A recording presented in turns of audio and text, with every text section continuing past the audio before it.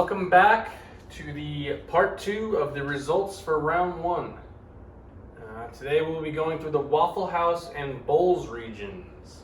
And then at the end I'll update you on these bracket standings for our viewers after round 1 and where everyone stands there. We have 20 total participants. And unless you forget what's on the line here, not 100, but if you can imagine this divided by like a little bit more than 5. That's what's up on the line. Without further ado, I'll get right into it, to the matchups. Reached out to some of the voters for their views, what they were thinking, what was their thought process during some of the votes. Not a ton of surprises today, but we'll see how it goes. First matchup today we'll be recapping is Greeks winner, and versus the winner of a play-in matchup over San Jose State University is Meerkats. 1-1 early on. 3-2 after 5. 4-2, 5-2. Meerkats takes this one quite handily, 8-2. Not a lot of support for Greece and the Greek people. I have to imagine that stems from Paul's vitriol during his television segment. I reached out to George, who was one of the few Greek voters, and he had this to say. Well, Pat, Greece holds a very special place in my wife's heart. Aw, that's cute. Having studied abroad there and spent many weeks there since college, it has become a special place for me as well. Additionally, you gotta respect a group of people who hate to work, refuse to pay taxes, almost destroyed the euro, yet refuse to change and still consider themselves the upper class of Europe. I strive for that confidence. Not some bad points from George. I think a lot of us hate to work and would love to refuse to pay taxes. But nevertheless, Meerkats move on. Next matchup. Sandra Bullock versus Double Dates. 2-1 after 3, 3-1 Double Dates, 4-1 Double Dates, 5-1 Double Dates. Wow, this is a blowout. 6-1 Double Dates. Now, if I had picked this picture for Sandra Bullock before the voting, who knows? I think this picture is a lot better representation of who she is as a person. She looks like she's having a lot of fun. But yeah, it looks like a 7-3 victory for Double Dates. As usual, I've been reaching out to the minority here. I think they have more interesting takes. I think we all know why the 7 voted for Double Dates. So I asked Paul, I said, Paul, now you voted for Sandra Bullock. Have you always been a fan, or do you just hate Double Dates? This is a direct quote. I couldn't make this up if I tried. Paul said, it was around 2002, 2003, question mark. I was channel surfing late night looking for something to watch when I caught the part of Miss Congeniality where Bullock puts on pageant clothes for the first time. I want to say they have some dramatic reveal with music. Bottom line, she was looking hot. I felt the urge and been spanking it to Sandy ever since. Even found a good scene in Bird Box. Sorry to say for Paul that Sandy will not be moving on to the next round. And I'm sorry for the rest of you that you had to hear that. But that's the pure, unedited, unadulterated, unabridged content that you get on the network here. The next matchup, Flip Phones versus When the Beat Drops. Now, Flip Phones will also remind you of the olden times, another participant in one of these regions. It looks like 4-2 after 6 here, 5-2, 5-3. 6-3, the Beat Drop taking it. Got a lot of dancers in this voting group, but the final score is 7-3 here. Next one, it was an interesting matchup. Not sure which way a lot of people were going to go on this. Tambourines versus Driftwood. Lou starting it off early, 1-1 after 2, 2-1, 3-1, 4-1 Tambourines, 5-1 Tambourines, 6-1 Tambourines. This was a blowout that I did not expect. I'm not saying that Driftwood was the strongest of competitors, but really didn't think people could differentiate between the two. It looks like Tambourines takes it 7-3. Now, I know for a fact that the voting population, the brackets, really thought Driftwood was going to win this one for whatever reason. I'm not sure if a lot of people had Driftwood going far in their brackets, but this is definitely going to hurt some participants. Up next is in my opinion, a very, very tough matchup between Boneless Wings and Tiki Torches. I myself was torn between the two. We had an impassioned testimony from Mike Brown during his television segment, knowing that he holds both of these near and dear to his heart. Let's get into it. Boneless Wings out to an early 3-0 lead, 4-0 lead, 5-0 lead. Wow. 6-0 lead for Boneless Wings. That's obviously insurmountable. I myself was on the Tiki Torches side. I just personally felt that you could replace a boneless wing with a bone-in wing. There's nothing quite like a Tiki Torches, and I was really swayed by Mike Brown's I Hate Mosquitoes line. But 8-2 for Boneless Wings, they'll move on to the next round. Up next, we have IPAs and Shock Therapy. Definitely a candidate for a 10-0 win. IPAs up early, 3-0, 3-1. Not sure if Potter just doesn't have, or John doesn't have a very educated and elevated palate, but he did vote for Shock Therapy here. It's 6-1 now, 7-1, 8-1, 9-1 IPAs, no surprise there. I reached out to Frank, who's a huge IPA supporter in general. Hasn't been that vocal about them because I don't think he felt he needed to be. I asked what he thought about John voting on the other side of this, and he just said, to be contrarian, I guess, question mark. Really was a shocking result. I'm rolling my eyes at that. Next up, we got Dry Hand Jobs versus Arby's. Not much to say here. Heading up in Arby's, like I said. 2-2 after 4, 3-2 after 5. Dry Hand Jobs up 4-2, 5-2, 6-2. 6-3, 7-3, another pretty sound victory for Hand Jobs. They're moving on to the next round. And the final matchup in the Waffle House region, 0% APR versus New Zealand. New Zealand jumping out first, 2-1 after 3. APR tying it up, takes the lead, tied up after 3. 4-3 after 7, 5-3.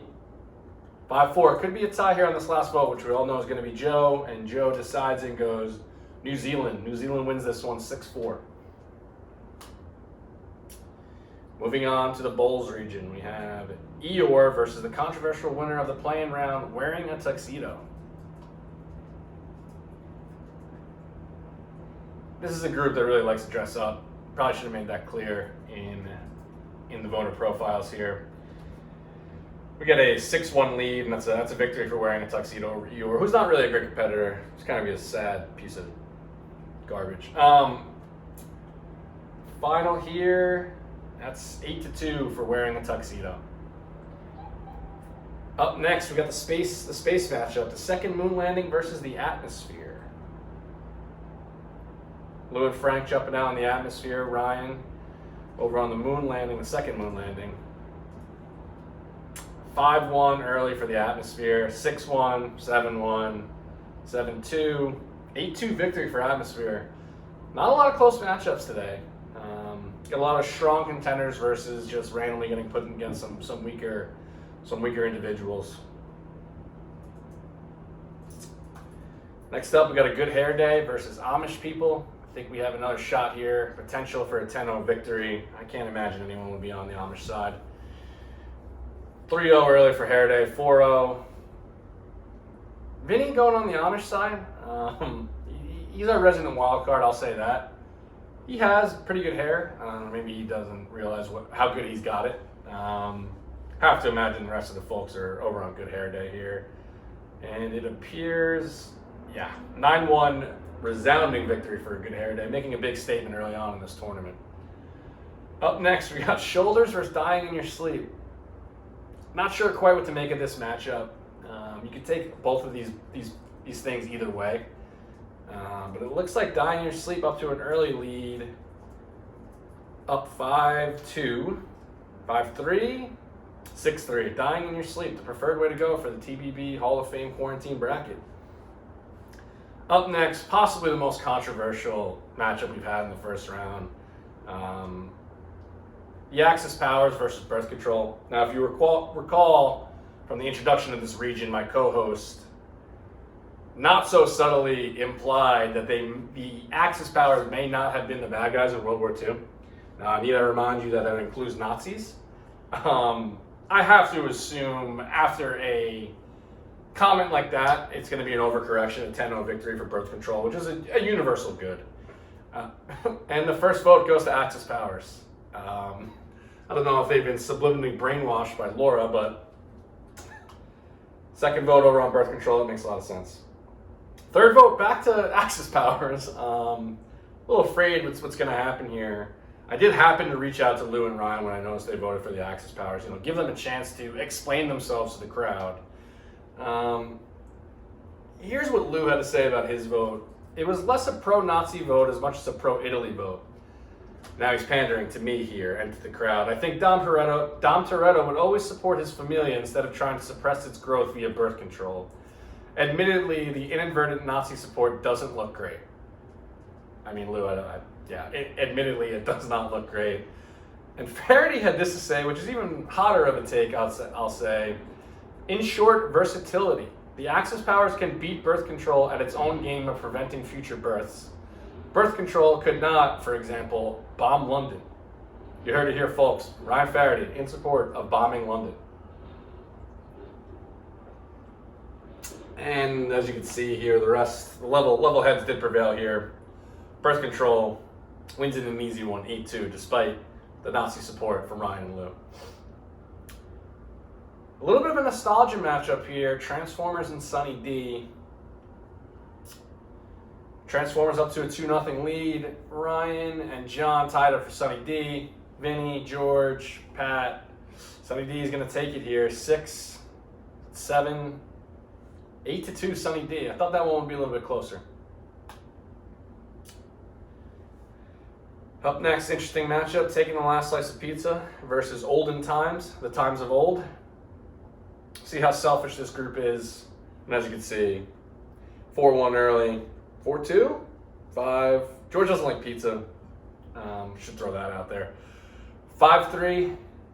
6-3. Pizza. Taking the last slice of pizza takes it 7-3 for this selfish group, myself included. And the final matchup of this region of the first round, Loose Cannons versus Knock Knock Jokes.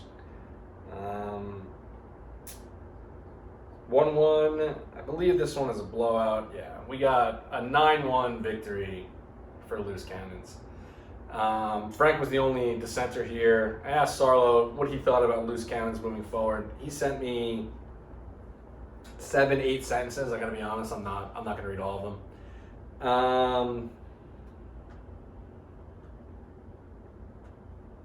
He says he's never genuinely laughed at a knock knock joke. I don't know how that's possible, given what Laura had given us last week. He's looking forward to an attorney for Loose Cannons. He's got some all-time greats that he loves: Sterling Archer, Generic Drunk Uncles, and Charlie Kelly. And he does think they'll be able to make a name for themselves in a very competitive region. So that's your analysis from Joe. Very long. Well, that's it for the first round. Moving forward, I think we're going to take tomorrow off, probably for a voting day for the voters. Then we'll re-pick it up. Maybe tomorrow won't be a voting day. Tomorrow just might be an off day, and then I'll represent the matchups on Thursday and Friday. Need a little rest, the vocal cords. I'm not really getting what I need chamomile-wise. But I will update you on the bracket standings. In first place, which I know seems ridiculous because she's in the house, probably cheating at all times. She knows my passwords and stuff, I think. Laura's in first with 26 out of 32 possible points. Followed by Charlie and Nick and Brennan are tied for third. Frack, Scooter, Mac, Dan. By the way, shout out Mac, happy birthday. Anyone want to reach out to Mac, let them know happy birthday. Then you got Dan, Bridget, Scott and Sarah, how cute. They filled out a joint bracket. Tied for 10th, along with Spiegel, Zach Harrison, Kelly F, and Kyle. And then bringing up the wagon here in the Not Breaking 20 crew, Russ, Eggers, Kelly S, my mom, and in last place with 13 out of 32 is Sliv. And I just thought some of the interesting things that the voters really disagreed with for the bracket bracket participants. Nobody really thought sex was going to advance, or nunchucks, New Zealand, or tambourines. And I think what you need to know about this group of voters is they're a lot hornier and more violent than you're giving them credit for.